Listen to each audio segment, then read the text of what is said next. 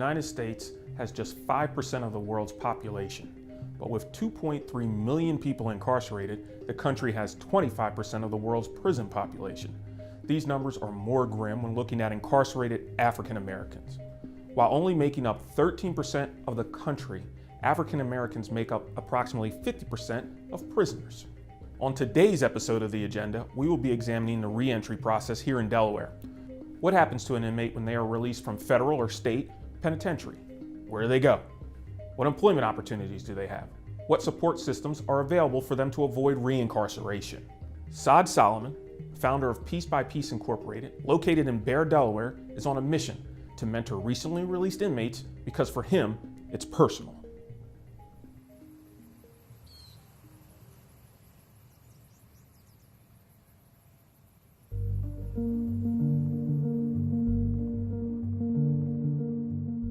Mr. Soliman, thank you so much for bringing us here, allowing us to see everything that's going on here, all the work that you're doing for your fellow man. How did you get to this point? Could you take us through it? From 11 years old to the 17 years old, I would never have a stint of freedom longer than 7 months. So consecutively, almost my entire juvenile life was spent in detention centers. Sort of the kid that fell through the cracks like so many others. We were the lost boys. How did you become lost? Was it something that you were missing? Probably a hostile home environment around physical violence and abuse. I would suggest that trauma was the start point of my really normalizing violence. I accidentally killed my best friend, Gary Robinson, in 1995. Ended up in a botched home invasion robbery. We didn't feel like we had options. We didn't feel like we had choices. We felt like we were just simply doing what we had to do. So who was Saad at that point? Saad was a violent, quick to fight, aggressive, street entrepreneur that was involved in unregulated street pharmaceuticals, sales and distribution. Was also very hurt, very angry, very lonely,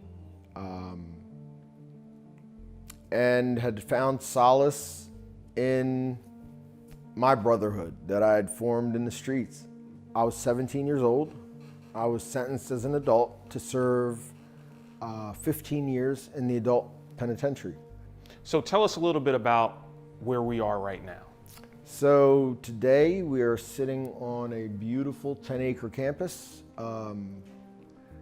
that we acquired via auction in 2017 and hosts a complete ecosystem of services for men transitioning home from most often day one back into their communities and reunifying with their families. It started as an idea from my own career and experiential living, and it's been since built upon with hundreds of voices and hundreds of contributions.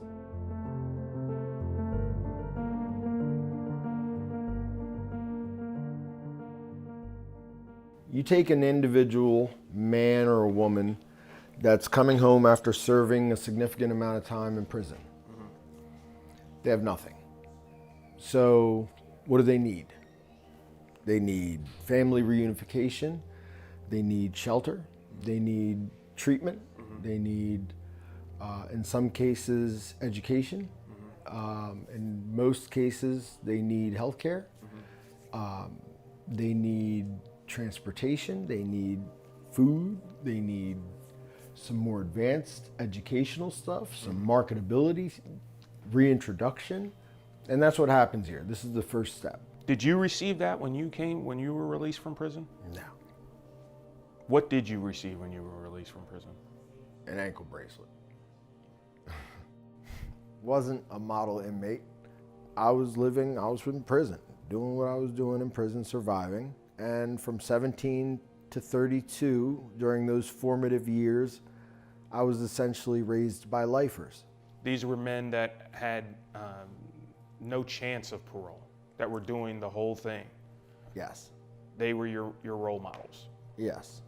We know by now, in 2021, that Black and brown communities are disproportionately represented in prison systems and in the mass incarceration movement that really began in 1977 with the privatization of prisons and the prison industrial complex growing such that it's such a profit monster. Saad, explain to me this. For the person at home that says it's all about your decisions, right? This is a self-inflicted thing to be placed into prison. What would you say to that? I would say that you really have to look at trauma, because trauma influences the way that you perceive the world, the way that you interact with the world. And if your trauma is unaddressed, then you're more likely to behave in ways that are not acceptable to the societal norm. If you've had harm caused unto you and you view the lens of actual interactions, interpersonal communications through this lens of harm, you may be more likely to cause harm. You find yourself living outside of the margins. You find yourself living in a world within a world that doesn't fit the world. We're funded to keep track of all of our graduates and participants post 90 days. Okay. Right? But as you can see, there's like 4 or 5 just out in the yard today that came here, got a job, got on their feet, hit it, stumbled, and brought themselves back. Got you. Because this is voluntary. You're here because you choose to be. Right. For your own recovery, for your own family, for your own self, for your own future. Mm-hmm. You're not court ordered or mandated to be here. You're not forced to be here. The doors that are locked are only locked for same kind of residential reasons you would have a door locked. Right. But no one is prevented from walking out. What happened when you were released? When I was released, I got on the grind. I had 2 full-time jobs, one working at a pizza shop, one working at a payday loan company, and a part-time job working at a church as a janitor. My tax return said I made $24,600 that year, working approximately 120 to 115 hours every week. So it was unsustainable. I realized very quickly there was no way I was going to keep that pace. But it was something that you had to do. I had to do. I came home, my primary focus was do not go back to jail. Every person that I listened to and trusted had been unsuccessful on probation or had been unsuccessful in staying free. For them, it was they set me up, it was a trap, I had no shot, I had no this. As soon as you make this mistake, this is what's going to happen. And it was all very punitive. Did you get that punitive feeling from your probation or parole officer, or were they initially supportive? Absolutely. But then it was on me, right? So I recognized that through economic freedoms, I was able to now dictate how my life would go. And at that point, I recognized I was in control of probation, because probation could do nothing more than supervise me. And so I sought to give that to others. You're very self-realized, right? You understand your life, you understand who you are as Saad. Saad, are you making sure that all of these folks can be, I don't want to belittle what you've gone through, but I would consider you an outlier in regards to the criminal justice system. Could we agree? I can agree that that narrative needs to change. Okay. Because while I may be considered an outlier, I am dedicating my life to making that outlier the norm, to disrupt what we know as the probable. So is that the goal that you have for every person that's here? Absolutely. Saad's story is one of hope and showing what is possible upon an inmate's release from prison. But unfortunately, his journey is not common. Recidivism refers to a person's relapse into criminal behavior, leading to an arrest that lands them back into prison. As of 2018, here in Delaware, approximately 76% of individuals released from the Department of Corrections facilities are rearrested within 3 years. The state's percentage of probationers is approximately 46% higher than the national average, and the percentage of incarcerated adults is 12% higher than the national average. As Saad explains, these men and women are often released back into negative environments. 82% of unemployed males in the city of Wilmington, 82% of unemployed males in the city of Wilmington have felony convictions. 74% of all men and women released from prison in Delaware will release to 3 zip codes in Wilmington: 19802, 19805, 19804. And these are the same zip codes that are having a very difficult summer in regards to homicides and shootings. Absolutely. Employment opportunities for those recently released from prison are wrought with obstacles and frustrations. Formerly incarcerated individuals fare poorly in the labor market and have few opportunities. Only 55% of those released have any reported earnings for the first year, and for those who have found employment, their median income was just over $10,000. Piece by Piece is just one of the reentry efforts here in the state of Delaware. Second Chance Farms, located in Wilmington's east side, is Delaware's first commercial indoor hydroponic vertical farm. After being asked to organize TEDx Wilmington, founder Ajit Matthew George was inspired by the words of Saad Soliman, who spoke at the 2016 event. Second Chances Farms hires formerly incarcerated individuals from both federal and state prisons, giving them an environment to not only have employment, but to grow in an innovative field.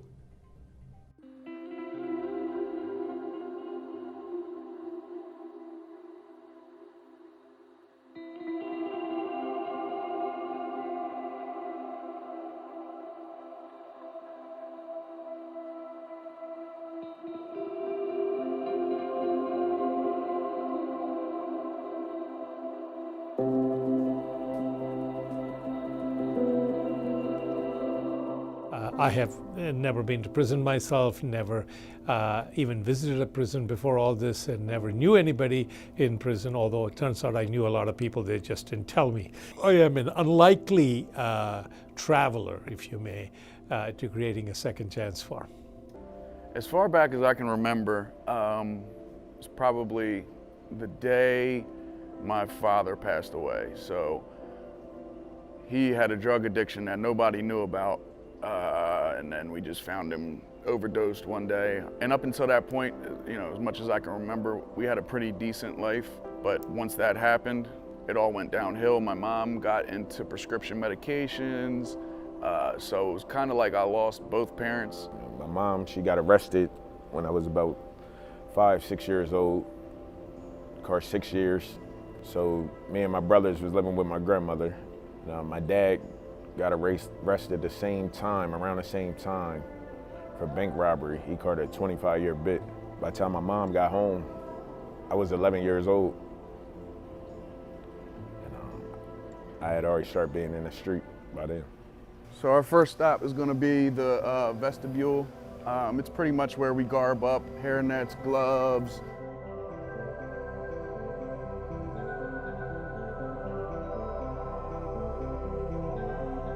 I approach it from a capitalist point of view, as well as the fact that when somebody's incarcerated and put into prison, a lot of their stories, a lot of their families lose connections with them. Since I was too old to fight the school to prison pipeline, I decided if I could figure out a way to interrupt the recidivism cycle by providing an opportunity for people to not go back to prison, I will have served it. You need 4 things to grow in an indoor vertical farm. Light, in which in our case is a LED light, which state of the art, which mimics the sun. And if you can see, I'm touching it. and it is very cool. It's a cool light. Plants can grow all the way up to the top, which is why when you look up there, they grow above the lights and they grow around the lights because it doesn't hurt them, it doesn't burn the leaves. The second thing we need is water, which is city water. And the third thing we need is nutrients, which we add in a tank outside. And 24 hours a day, we feed the water to the plants. And then the last thing we need is carbon dioxide. I mean, barely ever went to school, didn't care, just did whatever I wanted. So by the time I was, I'd say 13, 14, I started selling drugs. I was starving, I was starving. I was living off free school lunch, and then when summertime comes around, there's no school to go to, no lunch. And that's basically what I was going to school for. I wasn't doing my work. My first run-in with the law was around 15. Around 15, I caught a attempt murder charge. I did 9 months in there. I came home, and I was home around 28 days, and I caught another attempt murder charge. As a child, you just come back out and do what you do. You didn't learn a lesson yet. First thing first, we start the seeding process, which was last week. Once the seeding process is done, what we do is, I'll show you in here, the germination room. Now we have what we call, these are rock wool cubes. Now in each sheet, there's 200 individual rock wool cubes, so that's 200 individual plants. So what we do is we seed it, we water it, we cut it down the edge, and then we spray it with trianum, which is a beneficial bacteria. So once that's done, we put covers over them like this, and then it starts the germination process. The greatest issues are mental health. People are scarred before they go to prisons, surely scarred in prison, and coming out, they don't get healed, that's for sure. So we talk about second chances, but in effect, many of our people are third chances, fourth chances, and fifth chances that we have to give. I don't think at the time, no, I didn't have any aspirations to be anything other than what I was in that moment. I was kind of living in that moment, day by day. Yeah, and I couldn't get out. Yeah, because if you personally change, if your family members didn't change and your friends didn't change, you're guilty by association no matter what. So if I change my life, but I have a whole family of people that's doing wrong, people will implement you in it, no matter if you work every day. So that's what people still got to deal with. When you change your life, it's still baggage along with it. That baggage is still there. So when you make the change, just like wash your makeup off at night, when you look in the mirror, them blemishes are still there. You could cover them up all you want. So we'll put them in what we call these things, which are rafts. Each raft, there's 54 different slots. So each level, there's 108 individual plants. And then they'll sit here for 2 weeks. And then we would move them over here, to which these are the vegetation modules. This is the future of really agriculture because of climate. The climate change has made it very hard to be predictable, even in very lush agriculture areas. It's very complex, but it's also very simple at the same time. Coming back in, when I went in, my son was 5. When I came home, he was 13. So it's a big difference. Adapting back into with your family and just learning the ropes of society. What we are giving them is the right to believe that they have a future, that by the fact that they're all as a team and almost all of them are returning citizens, they can support each other. And that support peer group is probably the most important thing, as opposed to if I just hired one token returning citizen. So that peer group supports each other and they also catch each other when they fall. Once I got out in October of 2019, I pretty much came straight here. It wasn't even open yet. I thought I was gonna put in an application and just start working right away, and they didn't even have a module up yet. Having an opportunity, here, my probation officer told me about Second Chance Farm. Once I came here, I seen it was a good environment, and it was people here actually willing to work with you and give you actually second chance, third, fourth, fifth, sixth. If I could, help in any way, stop a kid from doing, going down the same path as me, that my life's complete.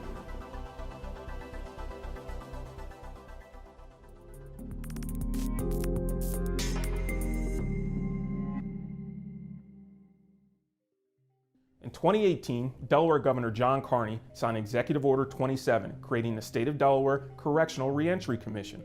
This order was put into place to improve the transition from correctional custody to communities, reduce recidivism, expand partnerships with communities, and make a better use of resources in the correctional facilities. Given the reins to lead this effort, Delaware Department of Corrections Commissioner Clara DeMatteis has been working diligently to create a better system to give inmates the best chance of success when they are released. We are dealing with reentry, and it's a legislative issue, and it's an issue with many Delawareans as well as many Americans. And today we were in the Plummer Center. Could you tell us a little bit about what's going on here? Plummer Center is really a traditional work release center. So the inmates here really should only be sleeping here. During the day, they should be out working or working in the facility. They should be getting job skills, and that's what we offer here. So working and programming, I think, is the big thing that's going on here, and ensuring that they're in the right program that can assist them moving out into the real world, so to speak. So what are some of the things that the Department of Correction is doing to help facilitate that? Programming is part of it. There's criminogenic thinking, meaning we have to teach offenders why they're committing crimes. What's wired in their brain that they think it's okay to break the law. We got to rewire that. And this cognitive behavioral therapy that we offer is geared towards helping inmates understand why they committed crimes in the first place and changing that cycle of behavior. What obstacles are they facing? For viewers that don't know, that don't understand this world, what are some of the obstacles that these inmates are facing upon going back out into the world? At least 25 to 30% are homeless. They're not used to a structure of getting up, setting an alarm, getting to work. They probably don't have a car, so they got to learn the bus system. It's fundamental things like that that we can help teach them while they're here and discipline them and coach them so that once they're released, they understand it's not okay to stand on a street corner and make a living. You got to figure out how to get a car, get car insurance, get on the bus, maybe get on 2 buses, and have that discipline to hold a job. The difference is DOC used to think about reentry the last 2 months of an offender sentence. We have flipped that on its head, and we now start planning for it their first 6 weeks of coming into a level 5 facility. So we know now that about 30% of our inmates don't have a high school diploma. If their sentence is 3 years, 5 years, 8 years, they're going to get a transition accountability plan. And in that time period, we have to get them a GED. We know that about 30% of our inmates walk in the door with construction skills. So their transition accountability plan is going to keep them on a construction track. They may say on their vocational skills assessment that they want to learn culinary arts so they can get a job in a restaurant. We'll build that into their time while incarcerated.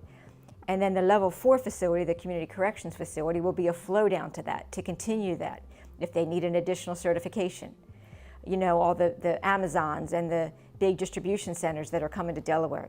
You've seen the videos. They go around in forklifts and they get the packages off.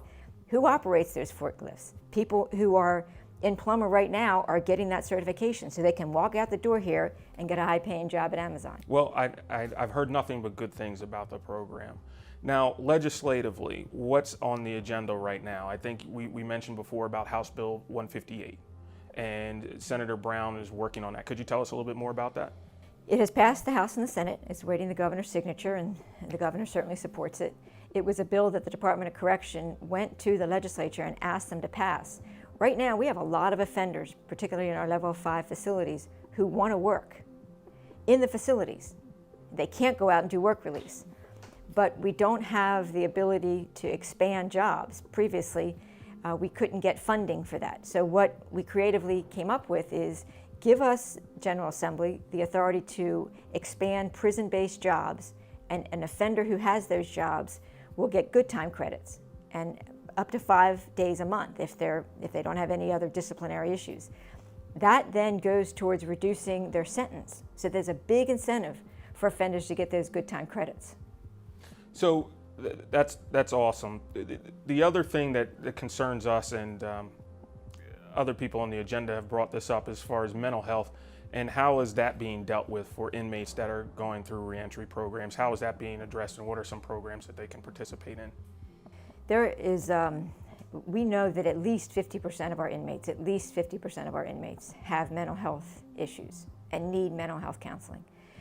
We went and we hired a new mental health provider, Centurion. They're our medical provider. They do this in 15 other DOCs across the country. And we have a team of counselors on site every day that are helping offenders work through mental health issues. It's a big part of getting them the help they need so that they understand once they get back on the streets, returning to a life of crime isn't the answer. Their care in prison can't end when they walk out the door. We have to give a smoother handoff to the Department of Health and Social Services to continue to assist that person. As citizens of the state of Delaware, these inmates have the right to reentry assistance. And you just heard, the Department of Corrections is providing education, vocational training, mental health support to those transitioning out of incarceration. But that's not enough. Once released from prison, there are still many challenges ahead, from housing support to employment. A senior administrator from the Department of Labor, Sharice Brewington-Carr, will explain. An inmate's release is just the first step of many towards reentry. You have a heavy lift, and that lift is helping people that are rejoining society find employment, gainful employment. Your office helps with that. Tell us a little bit more. I really would like very much for us to look at justice-involved persons as part of our customer base. They're part of our workforce and going back to work. So the things that we do at the Department of Labor is we look at customizing the services that we provide to meet the needs of those individuals because they do have a background, a criminal background. And so because they do, our job is to work with them, make sure that they have the skill sets that they need to go to the career demand fields, and also to make sure that employers are aware of the particular type of obstacles and barriers and just how great it is to have an individual be able to be employed once again when they return to the community. Now, I know that you are constantly dealing with matrices of success. So what does those numbers look like coming out of your office? It's interesting. It varies. We meet the need based on where the demand is. It depends on what the need and what individuals are coming out of the institutions. Maybe individuals who are actually already in the community on probation. It may be individuals actually who are underemployed, if you will, already working in the community, and because of their background found themselves at a ceiling that they can't go beyond. And so for that reason, it doesn't mean they have to stay in those particular jobs. It may mean that what can we do to help you become more skilled so that you ultimately can go to the next level of employment. Mr. Carlton Roberts, thank you so much for joining us here today on the agenda. The idea of bringing somebody in that has this background, so to speak, I guess it doesn't make your job easier, but it's a job that you have accepted nonetheless. You know, we're in 2021, and so times are changing where it's very hard to get people to even work that does not have a background. So I'm finding conversations that I'm having with many employers that they are now more open to understanding, okay, well, what exactly do I need to do? And okay, well, maybe I am open to hiring somebody with a justice-involved background, but we have certain criterias, and maybe it's just a misdemeanor, or maybe it's certain offenses. So it really just depends. And so I believe at this particular time in our culture that a lot of employers are becoming more open to having that second chance. You mentioned incentives for employers that are willing to bring on justice-involved persons into their company. What type of incentives were you describing? Yes. So we have a great incentive. I believe it's a huge incentive, and that is we've been given, the DOL department has been given a grant. And this grant covers a federal insurance bond that we can insure for every employee that the employer brings on board, $10,000 federal insurance bond. No cost to them. So it is a great benefit, and the only thing that the employee has to do to qualify is the employer says, I want to hire you and bring you on board. There's so many services that people don't know about, and they usually think of the Department of Labor as the unemployment office. We're far from that. We're the employment office. Unemployment insurance is just one aspect of what people may need when they need it. Other than that, it's about helping people go to work and stay at work and advance and train and upskill and those kinds of things. And all these things are free. We're the free employment agency, you know. And you usually don't know that until you get there and you have a need. And that's when the Pandora's box opens, so to speak. So cover is off. There's no secrets to what we do. We're here for every person in the state of Delaware. Whoever needs us, we're there for them, including justice-involved persons. In his latest attempt to ease reentry for thousands released from prison every year, Saad Soliman got a bill proposed onto the agenda, but the legislation did not pass. Rehabilitation programs can be expensive, unpopular, but what is the cost if we do not try? No longer can we accept the not in my backyard mentality. Societal reentry from prison is not just a state responsibility, but a social responsibility. Thank you for watching The Agenda.